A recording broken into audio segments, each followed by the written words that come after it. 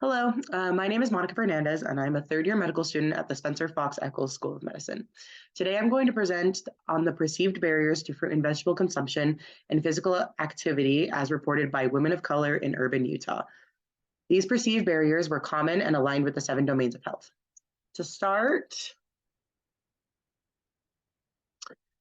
physical inactivity and unhealthy eating are associated with morbidity and mortality and elevate disparities in underserved communities. The lack of engagement in these behaviors are often the result of perceived barriers to healthy living.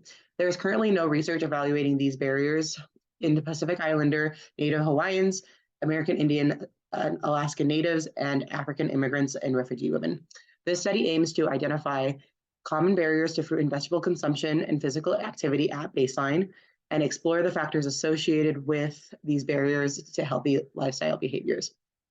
Among African immigrants and refugees, African Americans, Hispanic Latino, Pacific Islander / Native Hawaiian, and American Indian / Alaskan Native women.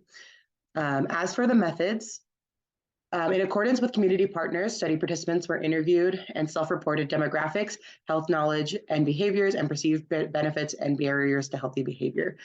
The barriers were then divided into 4 groups, including nutrition, physical activity, nutrition access, and access to physical activity, and classified as present or absent. The difference in average number of barriers by category within groups were evaluated by single factor ANOVA for specific socio-demographic factors, including ethnic group, age, education, employment status, federal poverty level, marital status, and household composition. As for the results, we're going to move over here to figure 1 and figure 2. Figure 1 and 2 highlight the frequency of reported barriers.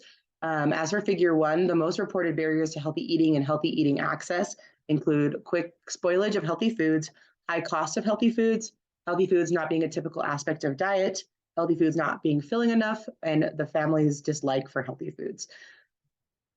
And then as for the most reported barriers to physical activity and physical activity access, those include being too tired to be physically active, not having enough time to be physically active, not feeling safe walking in neighborhood at night, too many family demands, and no partner to exercise with.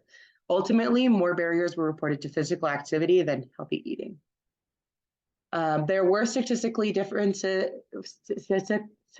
significant differences in reported barriers between women from different racial ethnic groups, as well as by age and education, and a complete summary of these differences can be seen in Table 1.